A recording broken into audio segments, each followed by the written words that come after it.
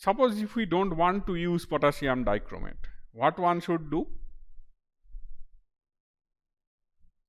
You see, we are doing a reaction of MnO4 minus with Fe2 plus in the presence of Cl minus to Mn2 plus Fe3 plus Cl minus remains unaltered. How can we do that? Can anybody suggest any method?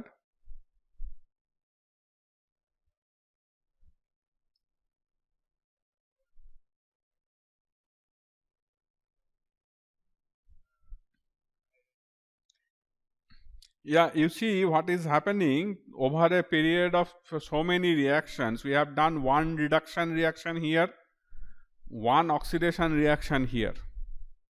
So, we have done a reduction, we have done an oxidation. We have already introduced many things, Sn2 plus which was generated. This Sn2 plus, when it reduces iron 3 plus to 2 plus, it gets converted to Sn4 plus, right? So, in the medium you have Sn4 plus also. This mercuric chloride that was added to oxidize excess of Sn2 plus is now fully converted to Sn2 plus. This mercurous chloride is a precipitate. So, now the solution is no longer clear solution, it is a greyish colored precipitate containing solution. So, here if you try to add something which will precipitate your chloride, will make your life difficult.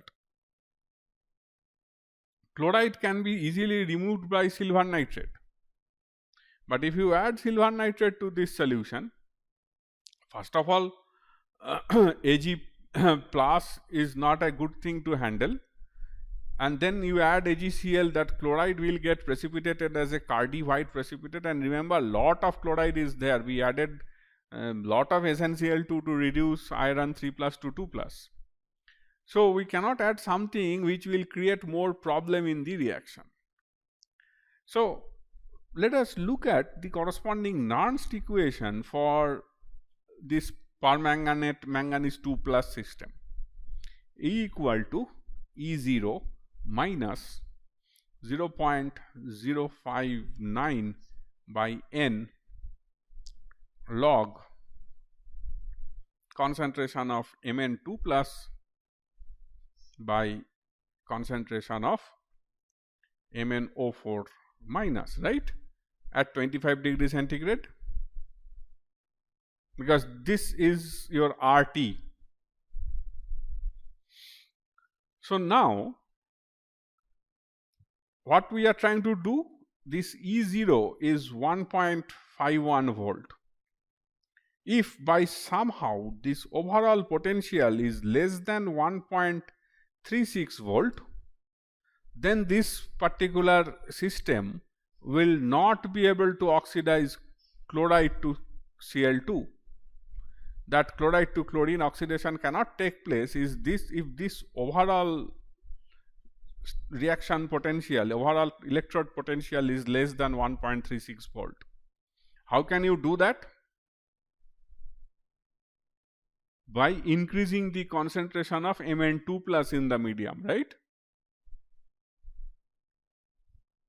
If you drastically increase the concentration of Mn2 plus, then the value of this log term will drastically increase, and then on multiplication with this factor, this will be a significant number which will be subtracted from 1.51, such that this number will be about 1.27 or 1.2 volts.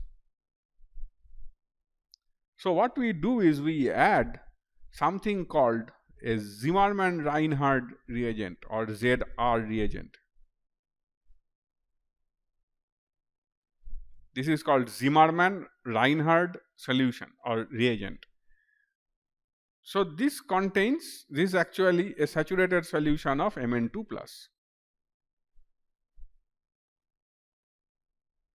So when you add a saturated solution of Mn2 plus to this mixture, you have already added a lot of Mn2 plus.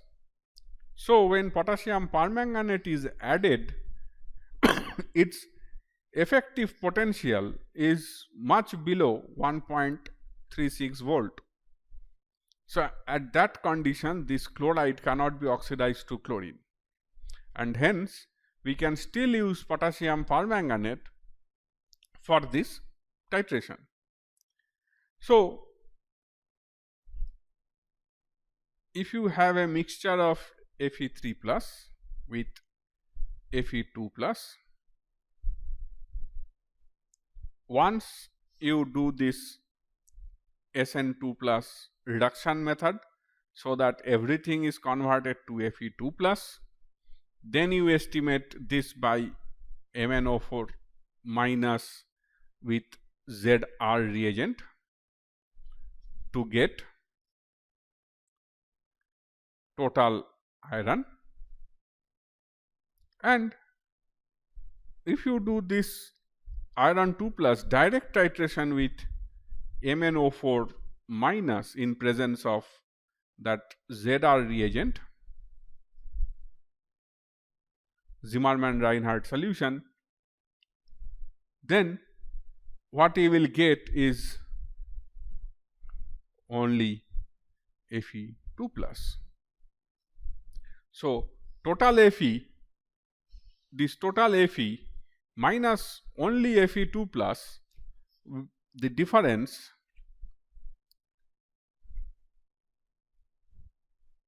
will be the concentration of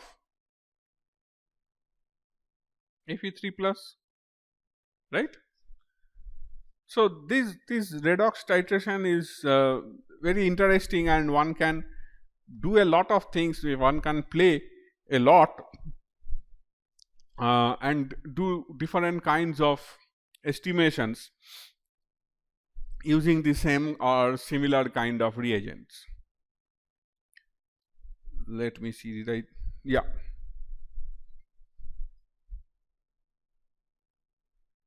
Yeah, one by one.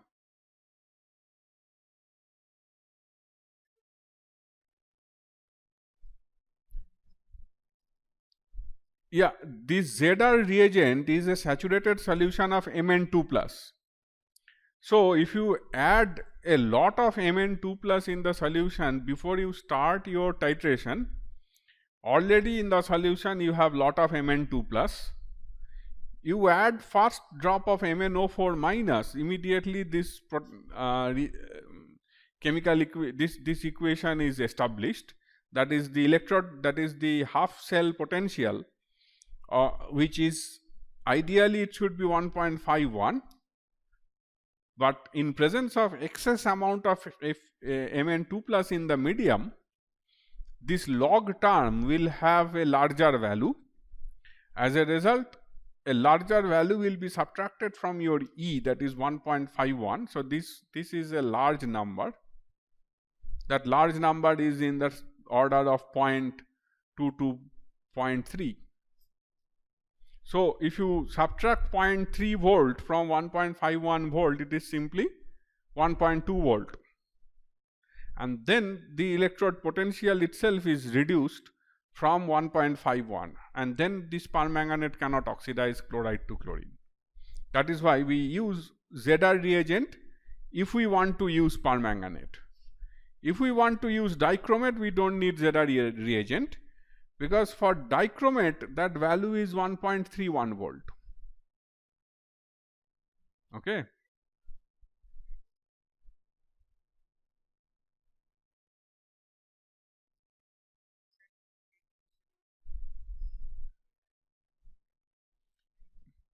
Initially we have taken iron 3 plus. Even if I had not added chloride, suppose I had taken ferric ammonium sulfate, it was iron 3 plus.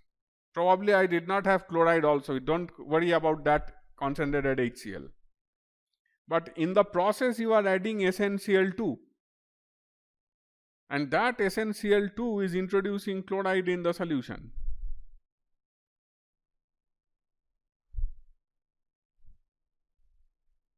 Yeah.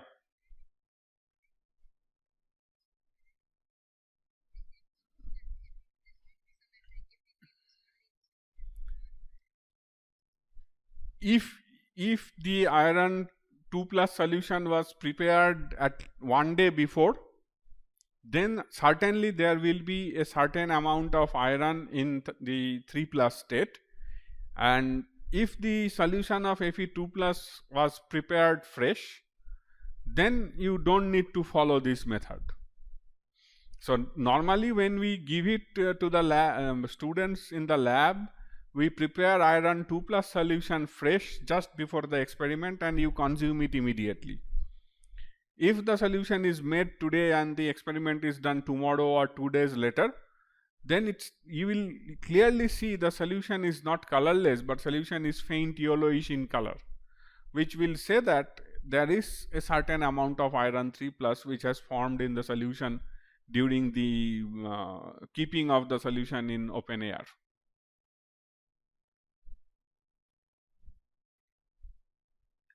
So, yeah,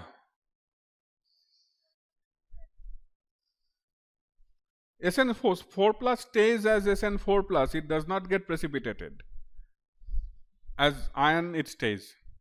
Yeah, it does not do anything, it is colorless iron, and it does not show up in anywhere. Who is singing? Okay. See, for example, yeah.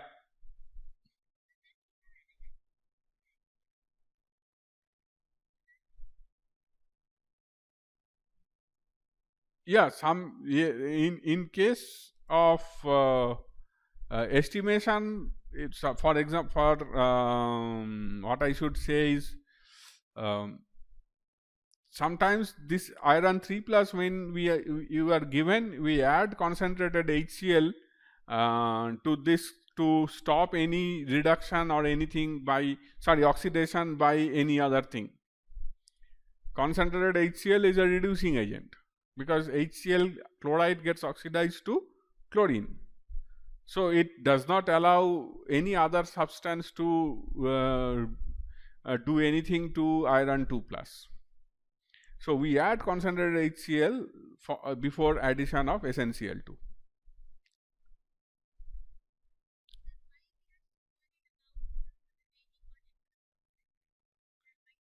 Yes. Yes, good question. So, this excess trace amount of SN2 plus can also get oxidized by MnO4 minus, because SN2 plus 4 plus to 2 plus potential, I don't have the value here with me right now. SN4 plus to 2 plus reduction potential is below that. It is above this. That is why SN2 plus can reduce iron to iron 3 to 2, and itself gets oxidized to that. So, permanganate can easily oxidize SN2 plus to 3 plus. Sorry, that reduction potential will be somewhere here, lower. So, in that case, iron 3 plus gets reduced to 2 plus and SN2 plus gets oxidized to 4 plus. So, this SN2 plus can also get oxidized by permanganate. So, we need to remove everything to SN4 plus. Okay. So, this method that I am trying to discuss is very useful. Suppose you are given a solution of Fe3 plus with calcium 2 plus as a mixture, and this mixture, if I want you to estimate the concentration of iron 3 plus, one has to follow the route of NH4OH, NH4Cl method to precipitate FeOH whole 3 quantitatively, and calcium 2 plus will remain as it is.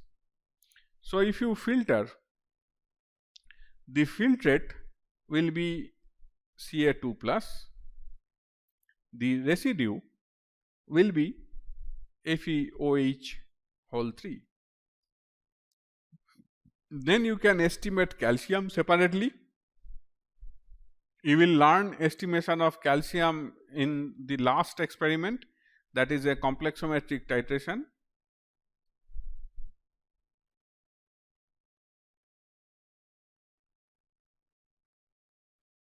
And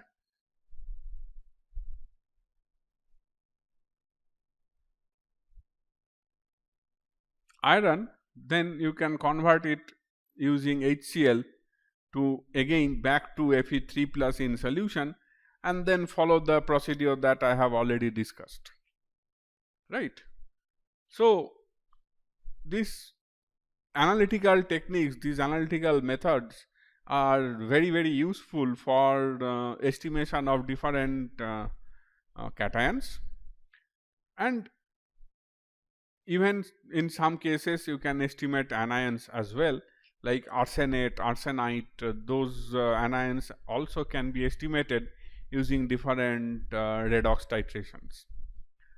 So, after my 3 code experiments on redox titration with permanganate and dichromate, Dr. Ujjal Gautam will teach you about iodometry and iodimetric experiments.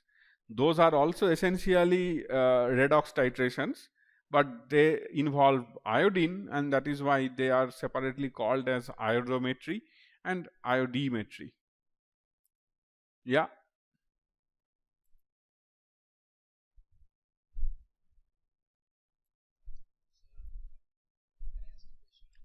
Yes.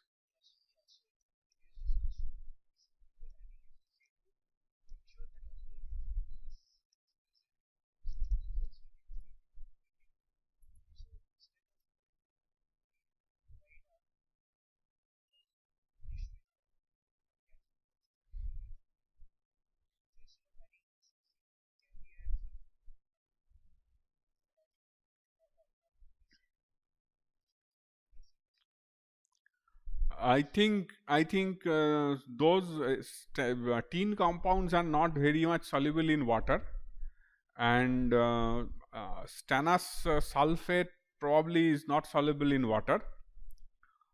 Stannous nitrate may be soluble in water, and what is done is to make this stannous sulfate, stannous chloride, is to take tin metal plus concentrated HCl and boil. So, in boiling concentrated HCl, this tin metal reacts and in situ forms SN2 plus. So, we use this stannous chloride solution for this particular reduction experiment. So, already this also has a lot of chloride in this medium. Okay.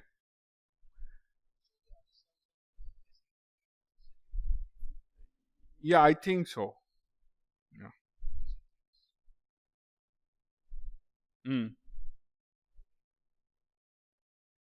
ZR is Zimmermann Reinhard solution, names of 2 scientists. It is essentially a mixture of MnSO4 and H3PO4.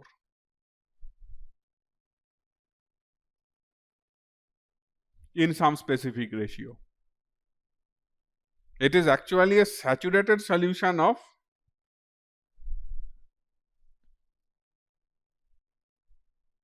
MnSO4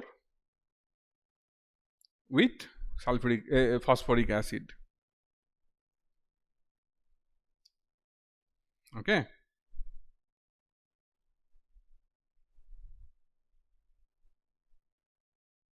So, in after I finish next week discussing about reaction with dichromate, Dr. Ujjal Gautam will teach you the iodometry and iodimetry, and also this estimation of calcium using complexometric titration. So, essentially in this course you are learning different quantitative tools, different types of acid base titration, redox titration, and one complexometric titration as well. So, we have already covered about 45 minutes today, and now what I am going to do is going to send you the link for the video of this particular experiment. So, all of you please go through the video. I am sending you the YouTube link in through WhatsApp, and this video is not a very long video. So, after, I think, let me see how long it is. This video is for 12 minutes. So, after 15 minutes, so it is 2:45. I will again start discussing at 3 o'clock. So, till then you please see the video.